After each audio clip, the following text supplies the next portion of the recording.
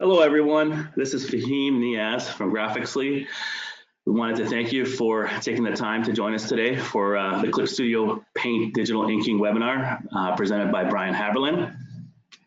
Hello. Hello, Brian. So just before we start the webinar, there are a few housekeeping items I'd like everyone to be aware of. First of all, the webinar will be approximately an hour long. We may go over slightly by a few minutes. All attendees will be muted. The Q&A session is going to happen during the last 15 minutes of the webinar. So please make sure to ask your questions right away in the question box area. We will make sure to address as many questions as possible, and we will have a full house today. So just letting you know that we've reached our capacity already. If you happen to be on social media, please let everyone know that the recording will be available afterwards. Not all questions will be answered. We'll try to get to them either on social media or in some other way. As I mentioned earlier, the webinar will be recorded and the recording will be shared on social media and sent via email to registrants and attendees. And once again, panelists are myself, Fahim, Joanna from Celsius, and Brian, who is our presenter. All right. Just a little bit of information about Clip Studio Paint. There may be some of you who are joining the webinar for the first time or have never heard of Clip Studio Paint. So Clip Studio Paint is your all-in-one solution for stunning, ready-to-publish illustrations, comics, manga, and animations. For more information, please check out our site at clipstudio.net/en or at graphixly.com. And with that, Brian will be going through the webinar.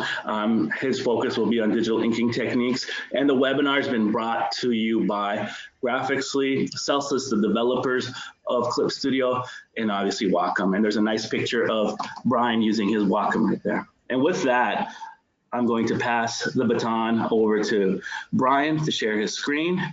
And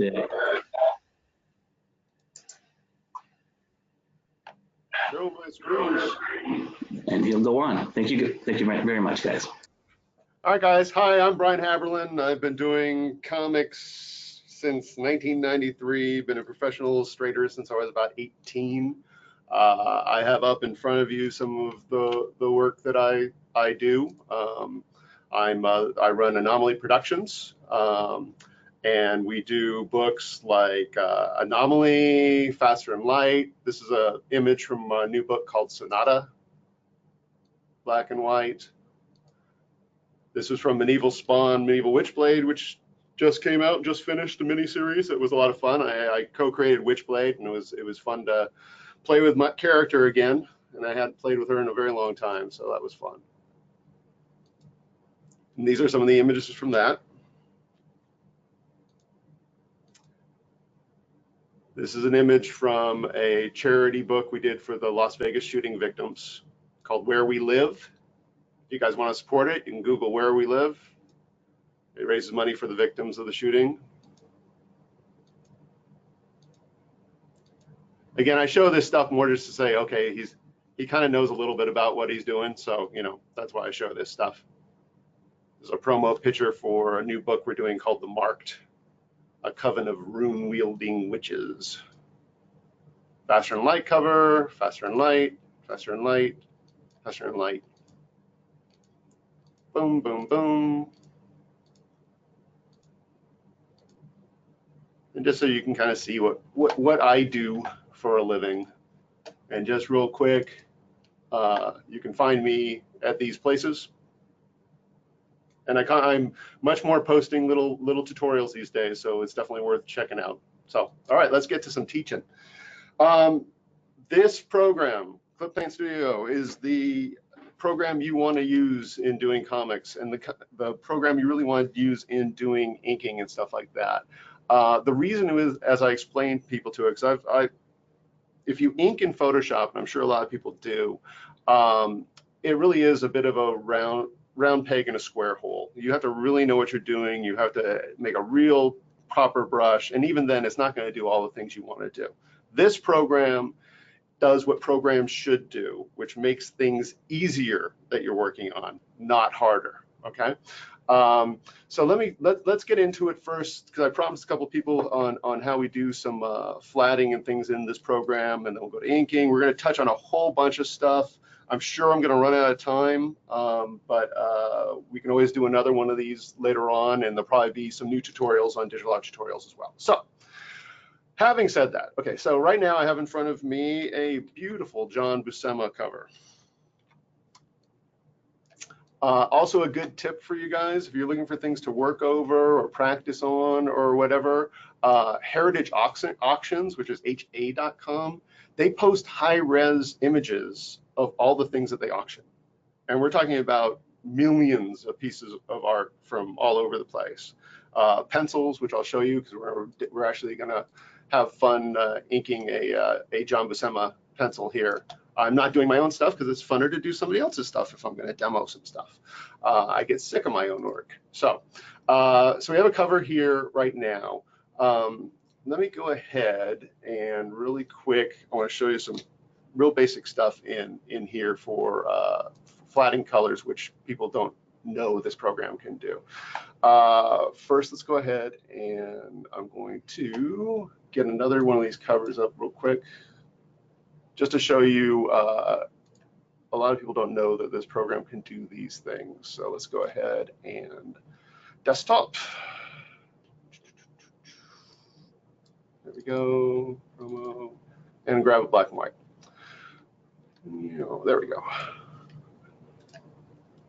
So this is a Witchblade cover. You notice it's a flattened image. It's white, it's black and white, okay? Clip Paint has a wonderful convert brightness to opacity. So now what that will do is basically what you can do in Photoshop by having this in an alpha channel. You have to go through steps, right? Half the things in Clip Paint Studio, they're not steps. They're just boom and it's done, okay? And that's one of the great things about this. So now we have everything that was white was transparent. We're gonna make another layer underneath so you can see a little gray in there. So now all that stuff is automatically one step go, boom, transparent, okay? Now, you can always do this stuff in multiply mode or not, but where this comes in handy is when you're gonna start laying in some quick flats, okay? And I'm really gonna do a torture chest here, because everyone who has ever shown the flatting abilities of this program, and don't worry, we're gonna get into inking too, but this all applies to that as well. There we go. So I have this Conan cover that I already did the conversion. So I already did convert brightness to opacity, okay? Now what I want to do is I'm going to go ahead and make a layer underneath it with some color, okay? And then the trick is on the line art layer that I have, see the little lighthouse up here? This is set as reference layer. By doing this, you have the fill tools will reference this line art even though you're on another layer, okay? Which is pretty darn cool. And then what we're going to do is go to a bucket tool, and you'll notice in your subtool menu there's close and fill, okay? And what that will do is that will recognize areas. Now there's a lot of settings to it, but let me show you kind of basically how it works. So it will recognize even with gaps like this. I mean, this is not, there's holes, gaps, the whole 9 yards, okay? And everyone who's ever demoed this stuff I see online is always like, it's totally nice, closed, simple shapes. It's like, do it with some hard stuff. So we're doing it with some hard stuff. So I'm gonna move this over to kind of a darker cool. I'm gonna grab this whole area down here. So I have the bucket tool all set up. It's like a little lasso. So I'm not really grabbing, carefully on anything here. And boom. It selected that stuff. Now you notice it's never always like absolutely perfect. So that's always when I would jump over to a pen tool for a quick cleanup. Just kind of pop over here, see that little bit that I missed right there. Done. Okay. I go back in here. Let's say again to show you kind of the complexity of this. Move the flat color around. Let's go ahead and get this sword.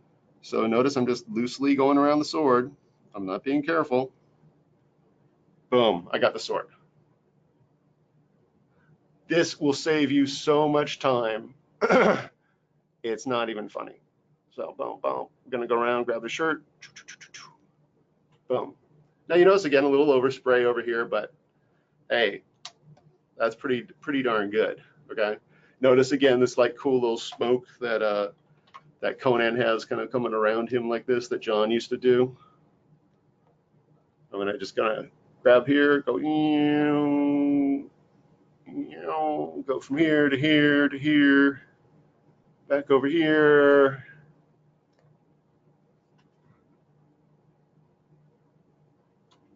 Pretty nice, huh? I mean, we got a little gap in there, but it even stopped here, and there's a huge hole here. You know, it didn't seep out anywhere else like that. So this is a great tool for doing this kind of stuff. The other combo in doing this sort of flatting work is to use it in conjunction, like I showed you already, with the pen tool. So you just hit P, go to the pen, fix any gaps you want. So like, again, I'm hitting P. I guess I have a simple G pen selected right now. This is a stock pen. Almost everything that I'm showing you, other than the ones I'll show you that I customize, are basically with the package. Okay, but boom, all set. The other tool that's handy with this sort of thing is you can take any of these tools and make them reference a layer like that. So if you notice on G Pen right now, if you look down on the tool property list, it's pretty basic, right? But there's always these other tool properties that are in here in a subfolder. And I'm just showing you this screen to show you. Oh, there's the overflow right here. So I can start hitting these things and give myself some more controls in that layer down there, okay? So what I did was, you'll see a G pen, copied a G pen, and I made it a fill. So you can see now it has those same features, the gap stabilization and stuff like that that I had before in the bucket fill. So now I have a pen that will recognize where the lines are as well. So if I go over here, and where's a good example? Let's see, I'll do the sword. So one stroke, yeah, I went a little out there. Let's try one stroke again. Boom, one stroke. Okay, and then just to show you how that could work too, if I had a bigger brush, if I go right in the middle, it will just go through that middle. Now it's smoothed a little bit there, but again, this is hard line art for it to do this trick with. Okay? Really quickly, since I know again we're going to be running out of time, the things you want to set when you're doing this stuff is, you'll notice right now there's all these different settings you can have. Right now I have area surrounded by black, so that's what it's selecting. Okay, so if you go ahead and start trying to do this stuff and you're going, oh, it's not working like Brian showed me it worked, chances are you have it set to something else. And in some cases, you're going to want it set to something else. But for general line art, area surrounded by black. Now, this setting will describe how well the program will recognize gaps in the line art. Right now, I have it set up to full. Color margin specifies the color changes. Area scaling will specify whether to scale up and down the area created with the width of it. But the main ones, if you start having problems and things don't quite work the way you want to, these are the ones that you mess with to dial in for your particular line art. And chances are, if you're working on your own line art, you're really going to just need to dial these in once, because it's going to be the way you do line art. If you're working with somebody new all the time, then you're probably going to have to do a little fiddling, but not a lot. Okay, all right. So I wanted to show that. I think that's pretty darn nifty. The other tool that's very handy when you come to doing these color things, and it gets a little tricky, is if I go over here, there is a lasso fill tool. And this is, again, another example of where Clip Studio, I think, does something very simply, where if I had to do the same thing in Photoshop, it'd be this in a keyboard command. This, the bucket, or not a bucket, but it's a lasso tool, I can just boom and start wherever I draw. I'm just filling with color. So you see how quickly too you can lay in flats that way. I'm going to show you how to use this as an inking tool as well. But here's the big trick for this, because I'll show this tool to people and they'll go, I can't find it. Where is it? So it's in a subtool palette here where there's the ruler, and it's under direct draw. And that fools a lot of people. Okay? They expect it to be under the lasso tool or the bucket tool, but it's under the direct draw line. Okay, so it's right down here, lasso fell. Okay, all right, so let's get into some inking stuff. All right, so this is a Conan that I started playing with. This is a John Buscema Conan. There's the sketch. So basically, I'm just going to make a new layer and start inking on top of it. And then we're going to jump into a whole bunch of other fun stuff that this stuff will do. Okay. So things to note when you're bringing in something for inking. Notice the resolution I have up here on top, on the top bar. So I have 4,000 by basically 6,000 pixels. When you're inking something, and if you're not inking in a vector program, if you're inking in a raster program, and this does vector as well, but I work with raster more now because we can do such high resolution that it practically is like manipulating vector these days. And I have so many options and so many programs to manipulate it as well. But what you want to make sure is you don't want to be inking this if it was 1,000 pixels by 1,000 pixels, because you're just going to get jaggies and bitmaps and all that kind of stuff. But let's say you did want to still ink this piece. There is nothing wrong with taking this piece and resizing it to the size you need to ink it on, because then the final art is going to be the ink, and you're going to be cleaning it up as you go. I mean, you can see this is still, there's a lot of roughness to this pencil and stuff, and you'll see as we go along and start cleaning things up what happens to that. So let's go ahead and make a new layer.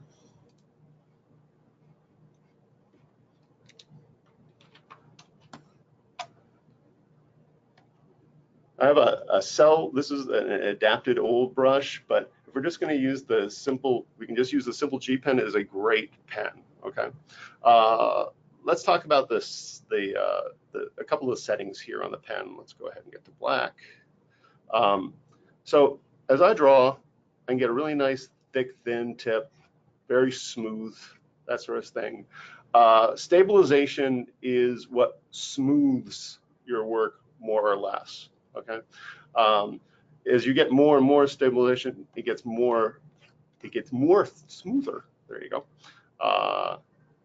But it's kind of pretty smooth even at the lower levels. This used to affect performance more than it does now. But what you want to kind of find is your nice, I think like a happy medium is usually pretty good here, okay? There they all go. Okay, so layer, right now I have the layer in just normal mode. We'll go through the changes on that too. And usually about 20 pixels, if you're doing a normal comic book size page for an American comics is usually on 11 by 17 Bristol board, or the equivalent digitally, 400 DPI to 600 or 800 DPI, okay? At 400 DPI, I usually find a 20 pixel brush is my go-to size, because this way I can go light, I can go heavy and thicker if I want to. So I'm just kind of going in, taking the eye, going through, and start breaking stuff down. Little strokes. You'll find as you're inking, these little double line things are nice. So you have a little opening and gaps and things.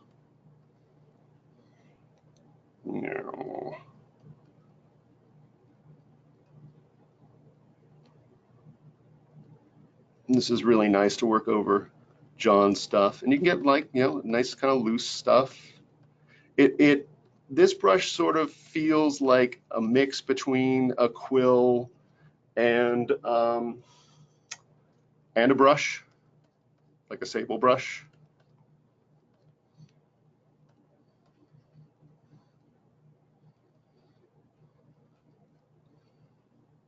You see, it'll just start doing dits. Now, I'm using the G pen right now for the detail parts, right? And again, you can always go smaller with this brush if you want. The problem is with digital work, it's so easy to, like, you know, all of a sudden you're starting to do, you know, you're in here like this close, starting to ink, and you're doing lines that are really, really super thin that aren't gonna apply. Try not to get too close in on the stuff you're working on, because otherwise you will get lost in the detail and you'll waste time, because you have to remember, again, if we're looking at a screen size and we're looking at this thing printing on a comic book size image, which is basically you know, 10 inches tall, we're talking about that. So don't waste time on detail that you're really not going to see. Okay. All right. Let's go through how I would kind of start this. I kind of jumped in with the G pen, but really one of the great ways to kind of get the structure going quickly on this stuff is to lay in some blacks. Okay. So I'm going to go ahead and use that lasso fill tool. Okay. So now this will, you'll get this pretty fast. This will enable me to jump in and start blocking in big shapes very quickly. Now I'm not being super careful here, but what's nice about it is, so if I had to do that shape drawing it, it would take me a little bit to draw that, you know. This way I can really kind of get some really interesting thick, thin shapes. You can even kind of use it like, I'm just doing a little loop shape, and see how I'm getting this kind of nice light brush stroke kind of shape there. Again, messing with his hair, pulling some more blacks in here. I'm planning on working back into these blacks, so, you know, again, I just want to get the general shape. But you can even do some nice contour lines. See that nice thick, thin you can get with it?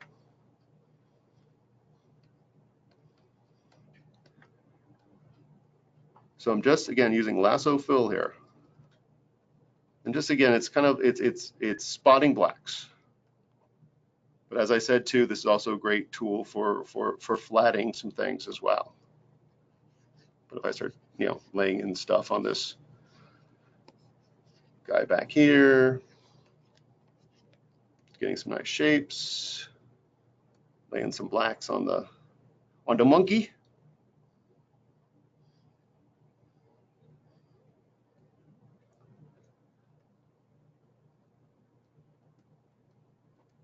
And the idea here is just, you know, it's kind of a speed thing, you know, but again, see how that kind of, I can get that really kind of interesting shape still with a little bit of that hair just by going around with the lasso tool, just boom, boom, boom, boom, boom.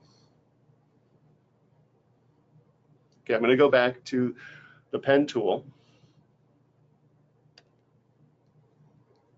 Now, the other thing that is great about this program is, you know, if you're in Photoshop and you have to go back with your tools to erase, right? Unless you have the eraser set to the exact brush you're using, you're going to be erasing with essentially a different tool and a different look.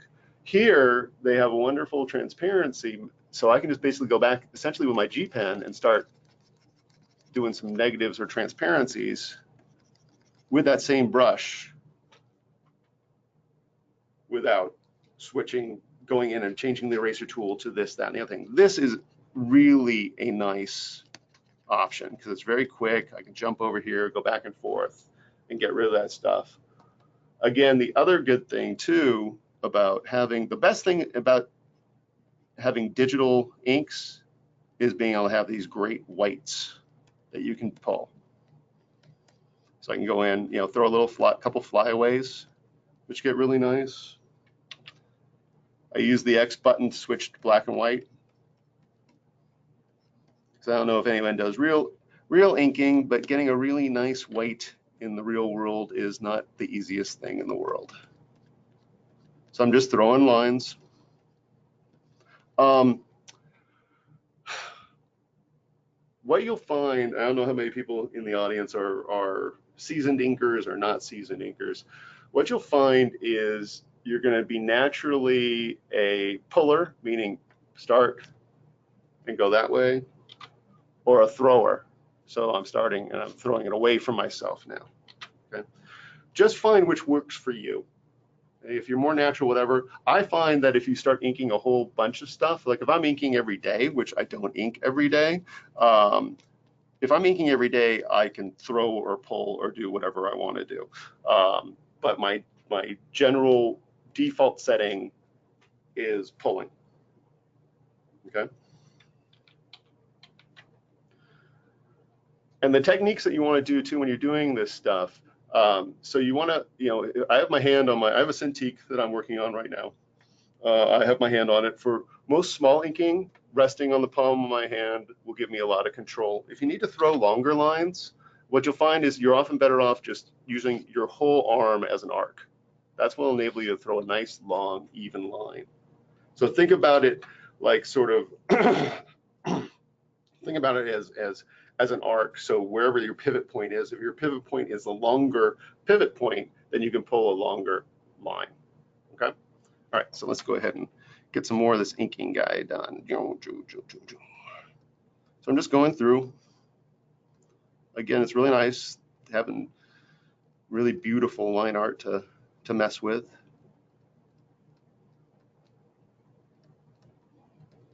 Just throwing right now. Get some hair, go back in here.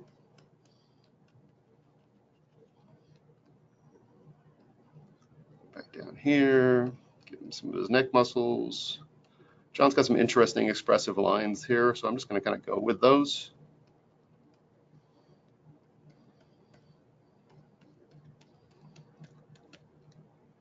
Monkey, monkey, monkey, monkey, monkey. Give the monkey some hair. Again, so the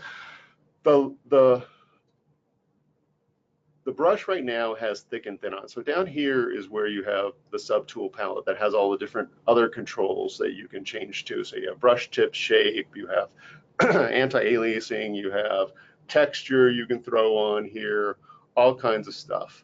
So that's where you have all your real controls. Right now, this has a nice thick and thin on it. Just going back and forth here. Has nice thick and thin, opacity, good tip, has a little bit of the stabilization going on it, which is great help.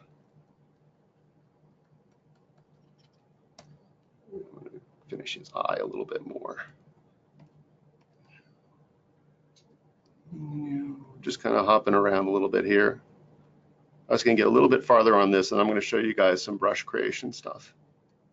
But anyway, so this is basically me, for the most part, other than that lasso tool, using the tools in Clip Paint like you would essentially as a traditional inker.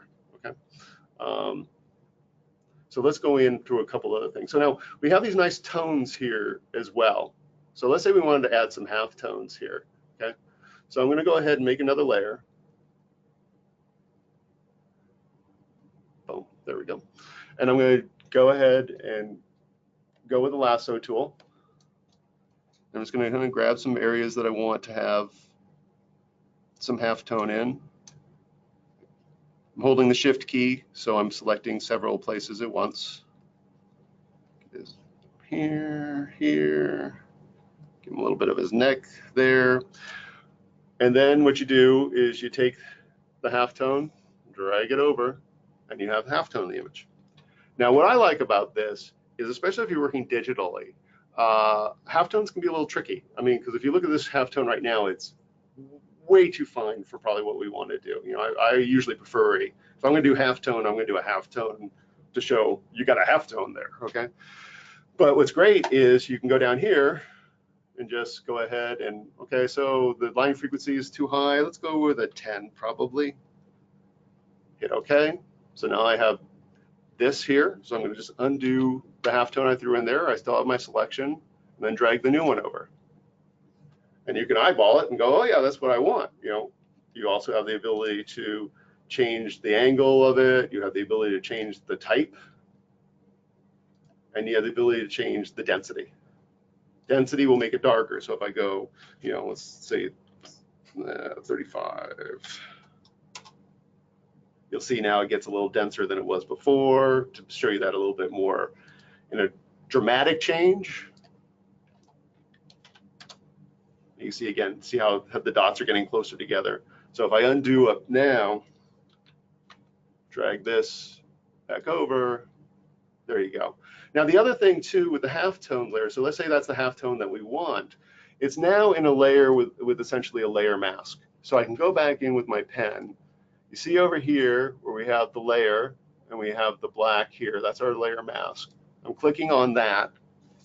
And then when I draw, I'm basically drawing with halftone. So if I want to add some halftone here, or add some halftone over here, or back over here, and then I can always go back with the transparent, and it's like, oh, no, I don't want it all there. But what's kind of nice about that is rather than doing these kind of plain halftone-y shapes, and you can also do this with a soft brush if you want as well, a regular airbrush. But what I like about this is the ability to sort of, ink with halftone. So I can do, I can start throwing in shapes and lines. Okay. And one last bit before we jump into other creation. You'll notice right now my inks are in normal mode. Okay, so that means if I come back over here and I start throwing white into areas, I'm going to obscure things underneath. A lot of times I like that because if you leave the pencils there, you can kind of fool yourself into thinking at the end of the day, oh, I've inked that, but you really haven't inked that. So white will help kind of with that. But if you have this in, the other way to ink is in multiply mode, you'll see now white becomes transparent. So I can draw, I can draw with white now, but the white's just going to affect the black line. Okay. All right, let's jump into some cool brush creation. Conan, okay. The other thing that is round peg round hole about this program is the brushes curve as you use them. So you can make brushes in this program that you cannot make in Photoshop at all, okay? I drew here a little sort of cloud shape setup, okay? What I'm gonna use it for is to make a sort of a cloud brush, sort of a cool comic cloud brush. So I'm taking this image, I'm gonna go ahead and go to the marquee tool, I'm selecting it, and this stuff will be on YouTube later on, so if going too fast for you, you guys can reference back to the tutorials, and I'll be doing some new tutorials for this stuff on digital art tutorials as well. So I have it selected. I'm going to go ahead and register material. This is how you make a brush. So this almost applies to anything at this point, any shape you want that you want to make into a brush. Image. Use brush for tip shape. That's an important thing for you guys to mark right there. Okay. All materials. I usually throw everything into my illustration part, but you just need to pick something here. But this is the important part. So there's a search tag. So as you start getting a gazillion brushes in there, you can put in cloud part. So that'll help me find that when I go to change my brush tip shape. I'm gonna hit OK.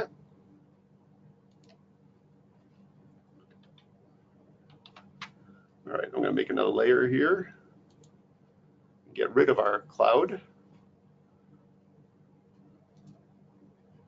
Now, these are the pattern brushes, and the fastest way to make a pattern brush. See, this will give you an example of what they do. So this is a stock one, melody. It's basically music shapes.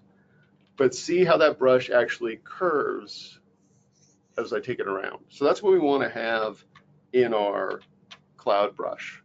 So the fastest way to make these brushes is if I take a brush like this that I want to use as a base, come down here, create a copy of it. I'm going to call it new cloud. Hit OK. I have new cloud down here. You go down here is where you can set, so it's a new brush tip shape. So I'm going to go to the brush tip shape, You'll see right here, I have the old brush tip shade. You click on that, and I go down here, and you'll see there's the different brushes that I've made. If I go cloud,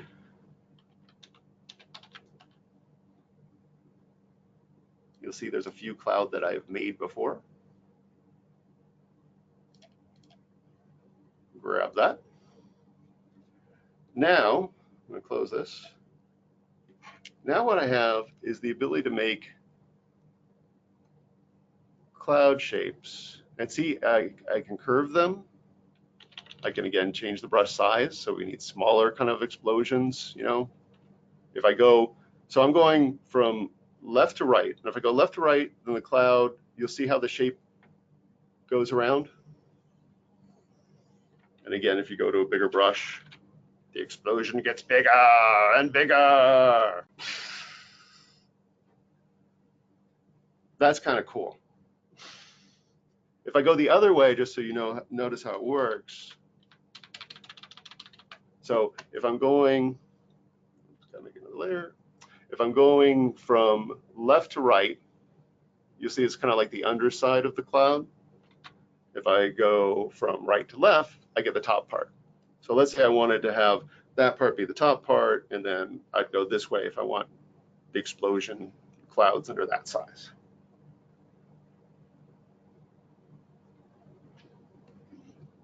See, now that would be the wrong way to go. I want to go this way. So I get the clouds going that way. Okay. This is wonderful. Okay. And this can be full color. Again, they have a bunch of stock things that come in, so you can get the idea of how these things, these guys work up here. They have like, for example, so you can see how they could work. This is a stock brush that's in there right now that I'm showing you. So this is a chain brush that's in there. And that can be full color. It can be the colors you pick, depending on how you create the brush, and we'll go into that in a second. But the other ones that I love is like, so some other clouds that I've made. This is like my Jeff Darrow clouds. So you see the cloud shape, and see how, I mean, this is what I love about it, is that ability to curve these things. And then of course, get bigger with them. This can save you a lot of time. Okay. All right. So let's go to another trick.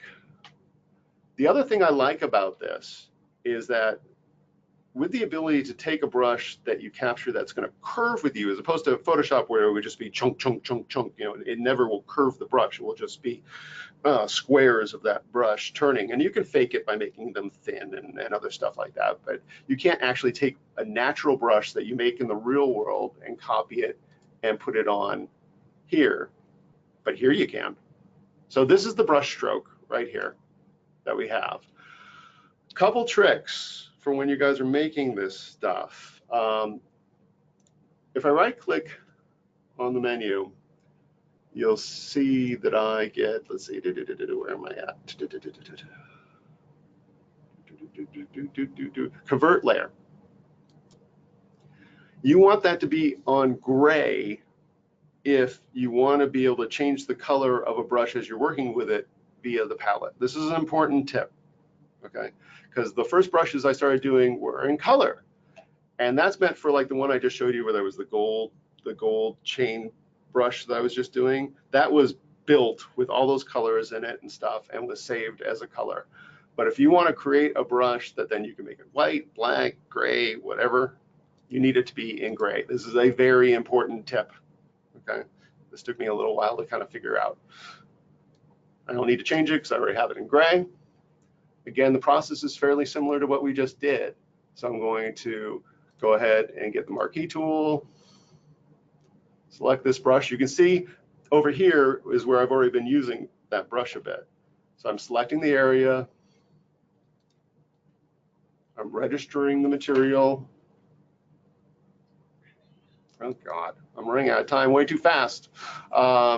So here, again, this is the other really important thing right here, guys. Use tool brush tip shape.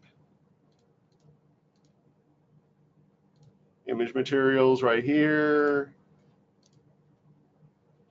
Save it there, add a tag. I've already done that, so I'm not going to redo that. So now the brush that I made with this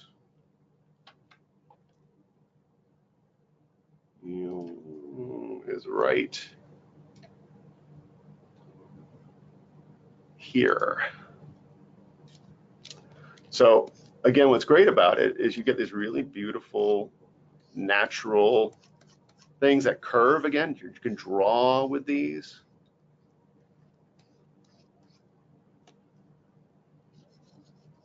I got gray going on. I'm in the gray. The reason why this is going gray is because I was drawing back in that gray layer. So grab any color you want. This is wonderful for making your own really unique brushes. Okay. And then if I can do it really fast, I'm going to show you one last really incredible thing that the program does. File new. This is, I refer to it as, these are file objects. So I'm going to make a new image, hit OK. This is great for like concepting stuff. So I'm going to go ahead and just use a regular pen tool. I'm kind of thinking about a landscape, you know, a landscape like this, and rocks up here, rocks up there. I want to throw some cool sort of an obelisk-y kind of thing that I want to work on in this. So I'm going to make another layer, and I'm going to make my obelisk-y shape that's just going to be beautiful and well done and perfect. And then I'm going to go ahead and make selection.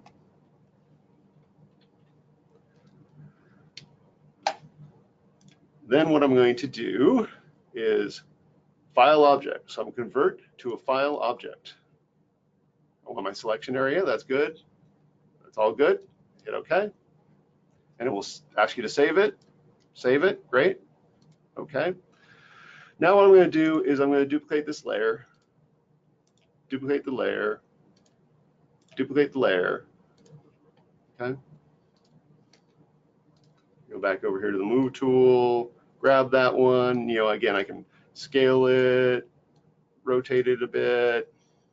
Grab the other one, make it farther in the distance. It's gonna be back there. Flip it, why not? Put it back over there, grab this one. We'll have that more in the foreground.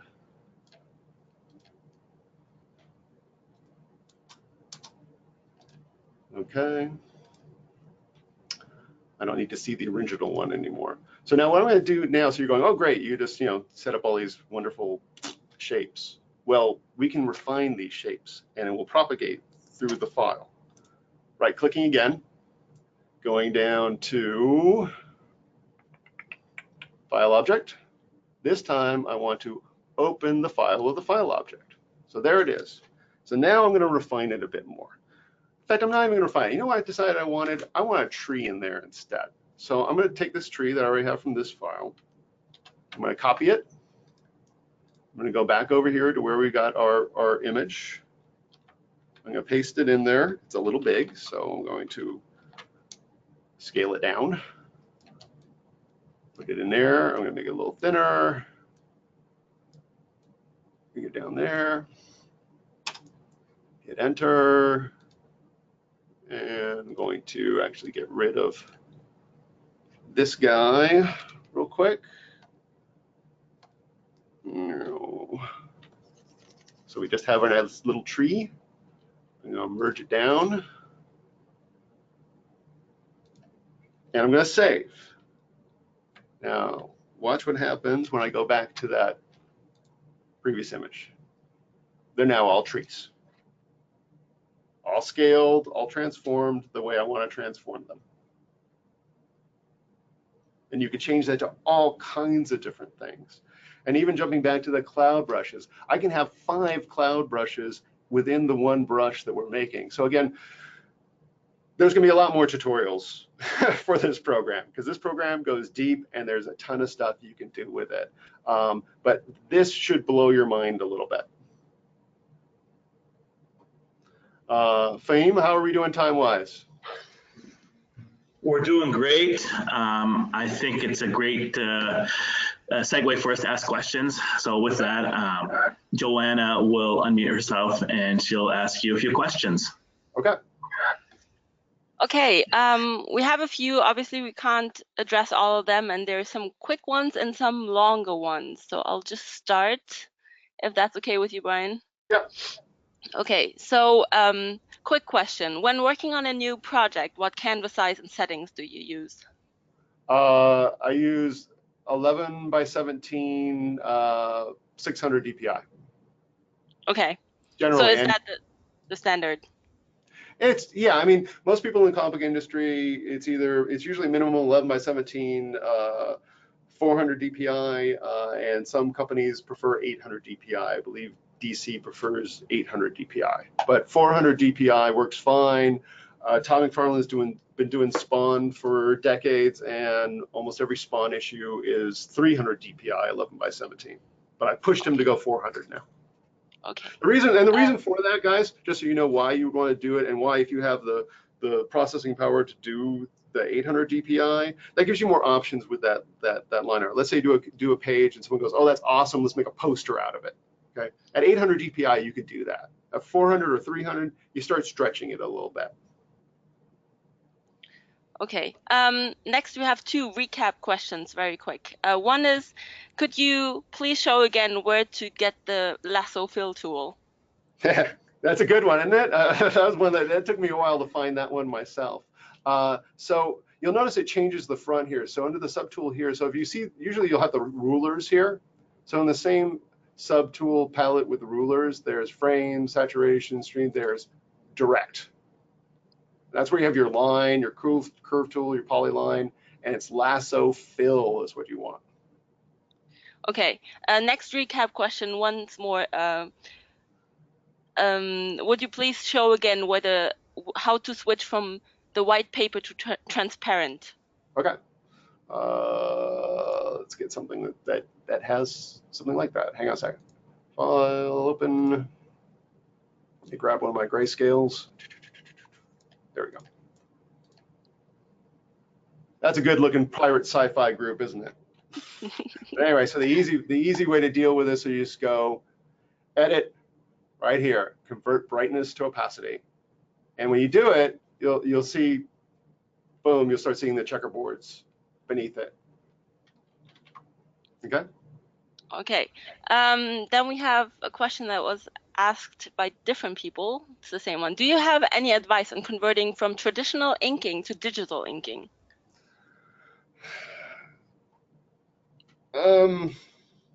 Yeah, I would think one of the first things I would say is think a little bit outside the box. Like I was just showing how to lay flats with the lasso tool. Think about what you can do digitally that will still get you the look that you want to have, but you can do it faster and more efficiently. So the ability to use the beautiful opaque white, the ability to transform things, the ability to, like, even here they have, a whole bunch of different transform tools that you can even use. Like this is a mesh tool, so I can start warping my inks as well.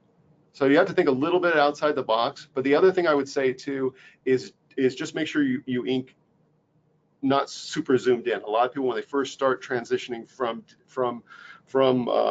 conventional inks, analog inks to digital inks, they start working way too close. Don't work that close, because that will just waste your time. Yeah. And in connection to that, it's like, how do you make sure that when inking, the final result doesn't look static? Part of that is really, I hate to say, experience in the end of the day. But what I would also tell people too is this: our monitors are so pretty these days, and they're so well lit, and all that kind of stuff. Is sometimes what you can really tell on your inks to make them better is print them out. Print it out on a page and put them up. I have on my wall right now the next issue I'm working on, and I always will print it out, because as I walk by, I'll notice something I missed or something like that. But also the key to I think making inks not look too static is to have a nice bounce to the work, nice thick thin to the line art, and all that stuff. Okay. So many artists today use micron pens for inking. What tool would you consider the equivalent of that in Clip Studio Paint? Yeah, I would think that G Pen works pretty well. If you do a little Google search, I downloaded. I think this is one of those older pens. It's called a Cell Pen, which has a nice bounce to it as well. Because if you want, and you know, it's really about how you press with that stuff. You know. So and another one's like, do you treat digital inking as a separate thing from traditional inking, or do you look for cross in terms of techniques? When I do digital inks and when I do most of my digital work in general, I try and think about how we can do things that you can't do traditionally. So the idea is to take something that is already exists. Like these are all conventional brushes right here. I can make all these into curved brushes that I can paint with in Mega Studio. So I'm a big fan of the hybrid approach. I'm a big fan of taking the analog stuff, throwing it in, inking on top of that, you know, and spitting it back out, and maybe do some painting on top of that, all that kind of stuff, back and forth. Okay. So the next part a bit more industry related. So do you think that school is more important than really practicing to make it in the business, or is social media like on ArtStation or other platforms just as important? That's a interesting question. I think when I was coming up doing this stuff, I was really there weren't a lot of places that you could go to learn comic book stuff. So I really had to go around, find any kind of article and read on those things. There's a lot of stuff out there right now. I would say that's a tough question. These days, you really can kind of hunt down a lot of people who are very famous artists and illustrators will have their own webinars or teaching, you know, at some place this weekend or whatever. I would always try and mark out the people who I want to learn from. It's like, oh, that guy, he does that stuff. I love that stuff. I want to learn how to do that, you know. So that's a value. And then, you know, as your chops get better and better and better, you have to be out there in social. So yeah, ArtStation, you know, I don't think DeviantArt is quite what it used to be for this kind of stuff, but I know editors troll around ArtStation all the time looking for talent. Okay, we have two more and then there's another one that's more industry related or writing related. Which is the most difficult part of producing a graphic novel, the drawing or coming up with an idea? The drawing takes longer, but you know, I mean, if you're doing a graphic novel, it's a marathon. It's a lot of work. So you have to make sure that idea that you start with is something you really want to do, because otherwise, at a certain point, you're going to go, "Ugh, this is a lot of work, and I don't want to do it anymore." Because really, I mean, and the ideas can just come from out of nowhere, you know, or so. But getting an idea you really want to do and an idea that's really good, yeah, that could be a challenge. But at the end of the day, doing the artwork is a heavy lifting. For example, I mean, let me just throw this out there. So most professional comic book writers write 3 to 4 books a month, comic books meaning. There are very few comic book artists that could do 3 to 4 books a month art-wise. Okay. So last question, which is one we got pretty much at the beginning, and it's related to the photo of your introduction. It appears that you are using a Wacom Cintiq 22 HD. Just wondering about how you experience with it and if you've made a change since the initial photo you're working in your work. You know, it's great. I'm perfectly happy with it. At home, I still have my, I think one of the first earlier generations of Cintiqs, and it's great too. This one's probably better, but I have the one at home. God, I think I probably had it for 10 years, and it still runs like a champ in my home studio. Okay. So from my side, that's all the questions I got. Fahim, do you have any more? No, I don't, but I wanted to thank you, Joanna, for your questions and for the audience for their questions. I think we're getting to that time where the webinar is coming to an end. Before we leave, Brian, did you have any comments or anything that you wanted to share before we say goodbye to everybody? Yeah, I would just, we're ramping up my tutorials. You're going to find a whole bunch more of them on them. So, I would say, hit up our Experience Anomaly, hit up our digital art tutorials. We're Twitter at Anomaly World there, on Facebook. We have digitalarttutorials.com, and I keep posting little things. Like all of a sudden I think, oh, someone needs to know how to use this tool. So it'll be a little quick 2-3 minute tutorial, boom, and stuff. So it's worth checking out, I think. Perfect. Thank you so much, Brian. And thank you for taking the time to do this webinar. And as per Brian, you can access his stuff on experienceanomaly.com/anomaly, as well as at digitalarttutorials.com. So please make sure to check him out. And as well, if you wanted to learn a little bit more about Clip Studio Paint or anything like that, please check out graphixly.com and clipstudio.net/en. And with that, thank you so much for everyone that participated and that attended this webinar. We really appreciate your time. We look forward to doing more webinars with you. And with that, have a great day.